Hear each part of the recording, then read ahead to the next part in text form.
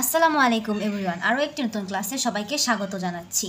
আজকে আমরা 16তম শিক্ষক নিবন্ধনের লিখিত অংশের যে বাংলা প্রশ্নটি ছিল সেটি সমাধান করব। তো চলুন আমরা প্রশ্নটা দেখে নিই। প্রথমে বাংলা অংশে ছিল সংক্ষিপ্ত কিছু প্রশ্নের উত্তর আমাদের করতে হবে। এখানে 5টা প্রশ্ন আছে, সেগুলোর সংক্ষিপ্ত উত্তর দিতে হবে। সংক্ষিপ্ত উত্তর বলতে 1-2 লাইনে উত্তর না, অবশ্যই একটু ব্যাখ্যা করে দেওয়ার চেষ্টা করবেন। আমরা যে সৃজনশীল প্রশ্নের আনসার করে থাকি নবম দশম শ্রেণীতে বা ইন্টারমিডিয়েটে, যে আমরা সৃজনশীল প্রশ্নগুলো একটু বড় বড় করে আনসার করে থাকি, খ নাম্বারটা যাকে অনুধাবনমূলক প্রশ্ন বলে, এই প্রশ্নগুলো আসলে মূলত সেই প্রশ্নটাই ছিল। তো প্রথম প্রশ্ন ছিল এখানে 1-এর ক, ঠাই নাই ঠাই নাই ছোট সেতরি আমারই সোনার ধানে গিয়াছে ভরি। তা আমি বিগত ক্লাসে যখন 17তম শিক্ষক নিবন্ধনের প্রশ্নটি সলভ করিয়েছি বাংলার, সেখানেও কিন্তু এই প্রশ্নটা এসেছিল। তো এই প্রশ্নটা আবার 16তমতেও, মানে 16তমতে আর 17তমতে একই প্রশ্ন এসেছে। তো আমরা বুঝতেই পারছি কোন জিনিসগুলো আসে, যেগুলো ইম্পর্ট্যান্ট, যে কবিতাগুলো সবসময় আসে, আসলে ঘুরে ফিরে ওই কবিতাগুলোই আসে। তো এটার ব্যাখ্যা আমি তখন বলে দিয়েছি, তো এখন আরেকটু ছোটো করে বলে দিচ্ছি। এই যে লাইনটা, ঠাই নাই ছোটো সে তরি আমারই সোনার ধানে গিয়াছে ভরি, এটা হচ্ছে রবীন্দ্রনাথ ঠাকুরের সোনার তরি কাব্যের সোনার তরি কবিতার লাইন।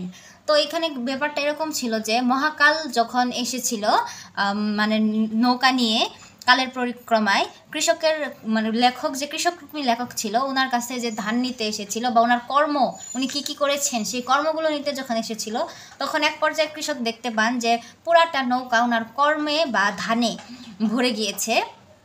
সেখানে উনি যখন তাকে নিজেকে নিতে বলেন যে আমাকেও নিয়ে নাও, কিন্তু সে পরক্ষণে দেখতে পায় যে না, সেখানে কোনো ঠাঁই নাই তাকে নেওয়ার মতো। তারই যে ফসল ফলিয়েছে বা যে কর্ম করেছে, যে কাজ করেছে, সেই কৃতকার্যগুলোতেই নৌকাটা কি হয়েছে, ভরে গিয়েছে, তাকে নেওয়ার মতো কোথাও কি নাই, ঠাঁই নাই। এই জিনিসটাই এখানে বোঝানো হয়েছে। তো আমরা এটাই বুঝতে পারি যে পরিশেষে আমরা যখন কোনো কাজ করি বা আমরা কোনো কিছু সৃষ্টি করি, উদ্ভাবন করি বা কোনো কাজ করি, তো এর মাধ্যমে কি থাকে, সবসময় আমাদের কাজটার কথাই সবাই মনে থাকে। যখন আমরা থাকি না বা আমরা মারা যাই, কালের পরিক্রমে আমরা হারিয়ে যাই, আমাদের কথা কিন্তু কেউ মনে রাখে না। কার কথা মনে রাখে? ওই যে আমি কাজটা করে গিয়েছিলাম, সেই কাজটার মাধ্যমে আমি স্মরণীয় হয়ে থাকি। শুধু আমি ব্যক্তিটা স্মরণীয় হয়ে থাকি না, যদি কোনো ভালো কাজ করি বা স্মরণ করার মতো কোনো কাজ করি, তাহলে সেই কাজের মাধ্যমে আমি স্মরণীয় হয়ে থাকি। তো এই জিনিসটাই আসলে এখানে বোঝানো হয়েছে। এখানে আমি ডিটেলসে বলে দিয়েছি সব কিছু, তো আপনারা এটা দেখে নেবেন। আমি একটু স্লোলি এটা মুভ করছি, আপনারা স্ক্রিনশট নিয়ে রাখতে পারেন বা ভিডিও পজ করেও দেখে রাখতে পারেন, তাহলে আপনাদের পড়তে সুবিধা হবে। মূলত ভালো হয় এই কবিতার লাইনগুলো ব্যাখ্যা করার জন্য আপনার এই জিনিসটাই ভালো হয় যে আপনি পুরো কবিতাটা পড়বেন। যেমন সোনার তরী কবিতা থেকে বারবার প্রশ্ন আসে, আপনি ফুল সোনার তরী কবিতাটাই বিশ্লেষণটা পড়ে নেন, নোট ডাউন করে করে পড়ে নেন, তাহলে পরবর্তীতে দেখবেন আপনার জন্য এটা খুব সুবিধা হয় যে কোন লাইনের অর্থ কী। আসলে একটা লাইনের অর্থ এভাবে ব্যাখ্যা করা যায় না। তারপরে এসেছে মজিন ও বিফল তপে অবরণ্যে বড়ি কেলিন শৈবালে ভূলি কমলকানন। এই চরণের অন্তর্নিহিত ভাব ব্যাখ্যা করুন। তো লাইনটা অনেক মানে জটিল একটা লাইন। তো জটিল লাইন দেখে আমরা বুঝতে পারছি আসলে এটা মাইকেল মধুসূদন দত্তের লেখা, কারণ এত কঠিন ভাষা একমাত্র উনি ব্যবহার করতেন। ওনার কবিতা ভাষাগুলো অনেক জটিল ছিল। তো এটা বঙ্গভাষা, ওনার লেখা বঙ্গভাষা কবিতার একটা লাইন ছিল। তো এইখানে বলছে যে মজিনু বিফল তপে অবরণ্যে বড়ি। এখানে অবরণ্যে বড়ি মানে কি? যে জিনিসগুলো অবরণ্য মানে বরণ করা যায় না এমন জিনিসটা, সেটাকে আমি কি করছি, বরণ করছি। কেলিনো শৈবালের মানে হচ্ছে কি, শৈবালের সাথে কি করছি, খেলা করছি। ভুলি কমলকানন, কমলকানন মানে কি, পদ্মফুল। পদ্মফুলটাকে আমি ভুলে কি করছি, শৈবালের সাথে খেলা করছি। তো এর মাধ্যমে আসলে কি বোঝানো হয়েছে? আমরা জানি যে মধুসূদন দত্ত কিন্তু এক সময় মানে ইংরেজি সাহিত্য নিয়ে লেখার জন্য খুবই মানে উনি স্ট্রাগল করেছেন। ইংরেজি সাহিত্যের প্রতি ওনার খুব ঝোঁক বেড়ে গিয়েছিল। বাংলাটা রেখে উনি কী করেছিলেন, ইংরেজ মানে ভাষার কবি হওয়ার জন্য অনেক কষ্ট সহ্য করেছেন। তো এই প্রচেষ্টাকে বোঝানোর জন্য উনি মূলত এই লাইনটা বলেছে যে অবরণ্যে বড়ি মানে কি, কষ্ট করে আমি অবরণ্যকে মানে যেটা বরণ করা যায় না সেটাকেও আমি বরণ করতেছি, শুধুমাত্র কী করার জন্য, সফল হওয়ার জন্য, ইংরেজ কবিতা বা ইংরেজ সাহিত্য সাধনায় সফল হওয়ার জন্য। পদ্মফুলকে ভুলে বা পদ্মফুল এত সুন্দর জলাশয় ভর্তি পদ্মফুলকে ছেড়ে রেখে আমি সামান্য আমি শৈবালকে নিয়ে খেলা করছি, শৈবালের সাথে আমি সময় কাটাচ্ছি, মানে ভালো জিনিসটাকে রেখে আমি খারাপটাকে নিয়ে সময় কাটাচ্ছি। তো পরবর্তীতে কিন্তু উনি নিজেও বুঝতে পারেন যে আসলে না, ইংরেজি সাহিত্য থেকে কিন্তু বাংলা সাহিত্য অনেক বেশি মানে একটা রিচ একটা জিনিস, অনেক ভরপুর একটা জিনিস। তারপর কিন্তু তিনি আবার বাংলা সাহিত্যে মুভ করেন। তো সেটা যাই হোক, আপনারা চেষ্টা করবেন কবিতাগুলো ফুললি পড়ার। আমি বারবার একই কথা বলবো, কারণ ফুল কবিতা পড়া আর 1-2 লাইনের ব্যাখ্যা পড়া এটা অনেক তফাৎ।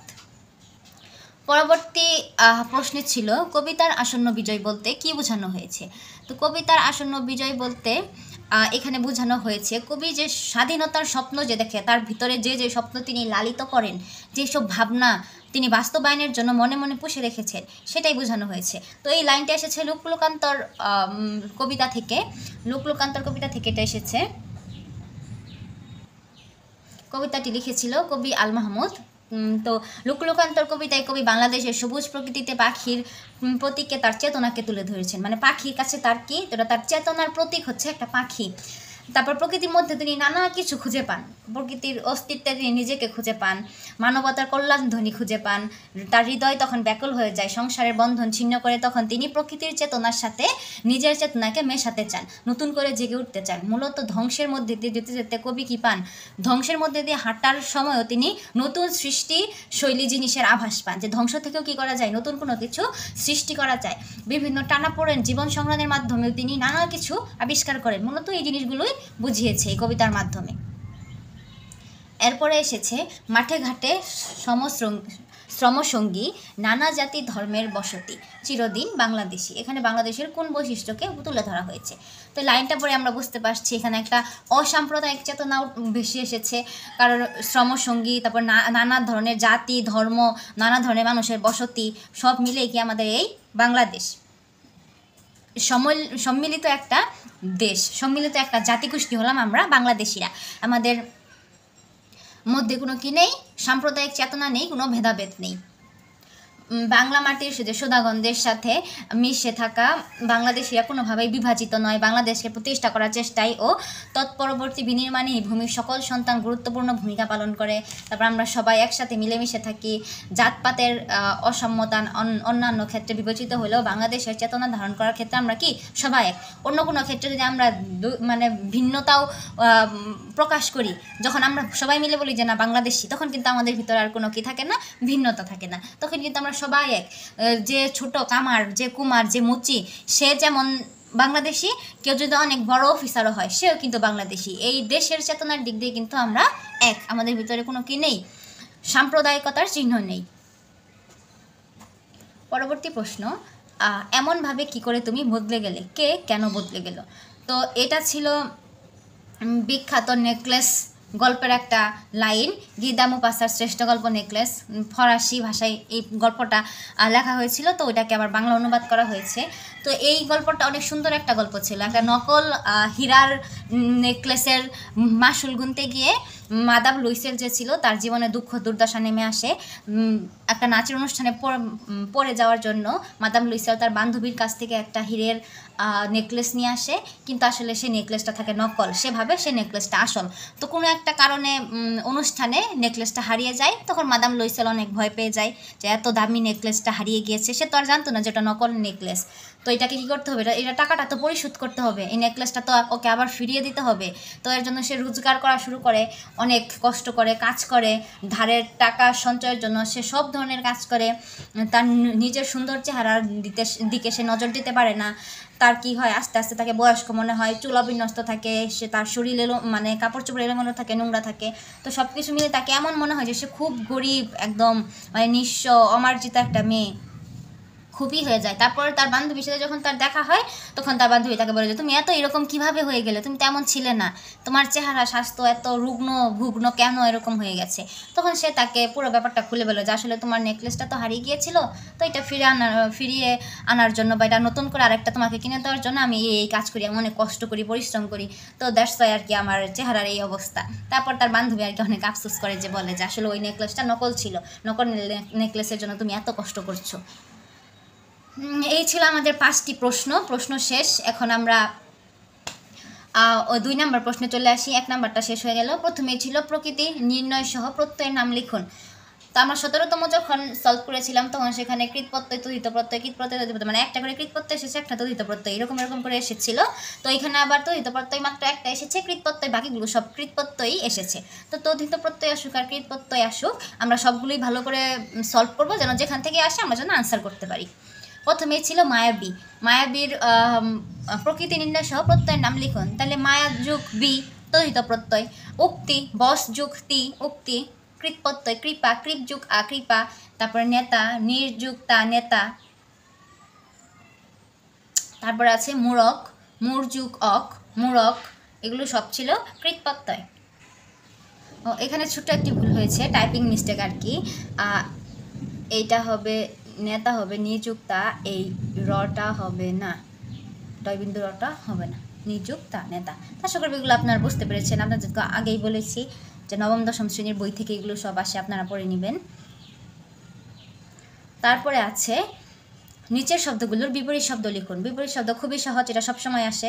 উত্তরণ, অবতরণ, ঐশ্বর্য, দারিদ্র, আর্দ্র, সিক্ত, শুভ্র, কৃষ্ণ, ধূলিসাৎ, সৃষ্টি।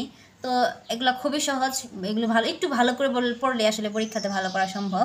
তারপরে ছিল ব্যাসবাক্য সহ সমাসের নাম লিখুন। পঞ্চবটি, পঞ্চবটের সমাহার, এটা হচ্ছে দ্বিগু সমাস। উপবন, বনের সমীপে, অব্যয়ভাব সমাস। তারপর হচ্ছে দশানন, দশ আনন যার, বহুব্রীহি সমাস। তো যে আমরা যার দেখেই বুঝে নিলাম যে এটা হচ্ছে বহুব্রীহি সমাস। তারপর নদীমাতৃক যার, নদীমাতৃক, নদীমাতা যার, এটা হচ্ছে বহুব্রীহি সমাস। চাঁদের ন্যায় মুখ, কর্মধারয় সমাস, এই যে ন্যায় চাঁদ মুখ, এটা হচ্ছে কর্মধারয় সমাস। এগুলো খুবই সহজ। তারপরে ছিল বাংলা বাক্যে সেমিকোলনের 5টি ব্যবহার উদাহরণ সহ লিখুন। তো এটা আমি পড়িয়ে দিব না, এগুলো হচ্ছে মুখস্থ। বাংলা একাডেমির এইগুলো খুললে আপনারা দেখতে পাবেন এগুলো একদম সব আছে। সেমিকোলনের ব্যবহার, কমার ব্যবহার, জ্যোতিচিহ্নের ব্যবহার, এক কথাই শেষ। জ্যোতিচিহ্নের ব্যবহার, কখন কোথায় কী পরিমাণ থামতে হয়, এই জিনিসগুলো ওখানে খুব ভালো করে দেওয়া আছে। এগুলো আপনারা মুখস্থ করে নেবেন, প্রতিবারই এই জিনিসগুলো আসে। যে একাধিক স্বাধীন বাক্যকে একটি বাক্যে লিখলে সেগুলোর মাঝখানে সেমিকোলন ব্যবহৃত হয়। যেমন রহিম শুধু তামাশা দেখিতেছিলেন, তারপরে এটা একটা স্বাধীন বাক্য, আর এখানে একটা কোথাকার জল কোথায় গিয়ে পড়ে, এটা একটা স্বাধীন বাক্য, মাঝখানে কি বসেছে, সেমিকোলন বসেছে। এরকম সেম বাকিগুলো আছে। আমি এখানে স্লোলি মুভ করছি, আপনারা একটা স্ক্রিনশট দিয়ে রাখতে পারেন, তারপর এখান থেকে পড়ে নিতে পারেন। এখানে আছে 3, 4, তারপরে হচ্ছে এই যে 5। তো মোটামুটি এগুলো ছিল ব্যাকরণ অংশের ভিতরে। আর নিচে যেগুলো আছে সেগুলো হচ্ছে নির্মিত অংশ। নির্মিত অংশ হচ্ছে আরও সহজ। আসলে নিবন্ধনের রিটেন পরীক্ষা খুবই সহজ হয়। আপনি যদি একটু ভালো করে প্রিপারেশন নেন তাহলে আপনি অবশ্যই ভালো কিছু করতে পারবেন। এবং যদি প্রিপারেশন না নিয়ে পরীক্ষা দেন তাহলে ডেফিনেটলি এটা আপনার কাছে কঠিন মনে হবে এবং আপনি পারবেন না। তো নির্মিত অংশের প্রশ্নগুলো আমরা দেখে নিই। নির্মিত অংশের প্রশ্নে প্রথমেই ছিল যানজট সমস্যা রোধের জন্য সংশ্লিষ্ট কর্তৃপক্ষের দৃষ্টি আকর্ষণ করে সংবাদপত্রে প্রকাশের জন্য একটি পত্র লিখুন। যানজট সমস্যা, এটা একটা রিসেন্ট সমস্যা, এটা আমাদের মানে সবসময় পপুলার একটা সমস্যা। তো এই সমস্যাটাকে রোধের জন্য একটি আবেদনপত্র, একটি পত্র লিখুন, সংবাদপত্র প্রকাশের পত্র লিখুন। তো এগুলো আপনারা বিভিন্ন ধরনের যে নির্মিতির বইগুলো থাকে ওইগুলোতে খুঁজলেই পেয়ে যাবেন। এগুলো হিউজ দেওয়া আছে, এগুলো পড়ে নেবেন, অথবা ওইটা লিখতে পারেন, অথবা দেওয়া ছিল এটা। কোনো প্রতিষ্ঠানে জুনিয়র শিক্ষক পদে নিয়োগ লাভের জন্য একটি আবেদনপত্র লিখুন। যেহেতু আপনারা জুনিয়র শিক্ষক নিয়োগ পদের জন্যই এক্সাম দিতেছেন, তো এটার জন্য আবেদনপত্র দেয়, কিন্তু এটা কিন্তু একদম মানে ফরজ, এটা আসেই, এটা বারবারই আসে, দেখা যায় যে প্রতি ইয়ারেই আসে এই প্রশ্নটা।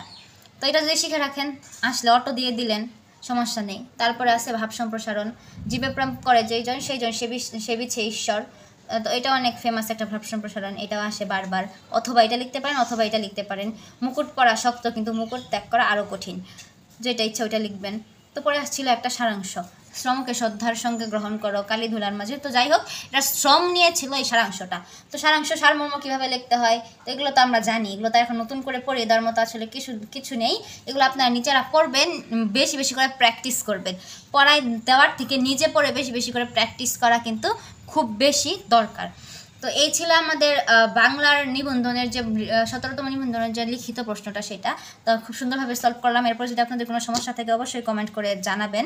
পরবর্তীতে নতুন কোনো টপিক নিয়ে আপনাদের সামনে হাজির হয়ে যাব। আজকে এই পর্যন্তই, আল্লাহ হাফেজ।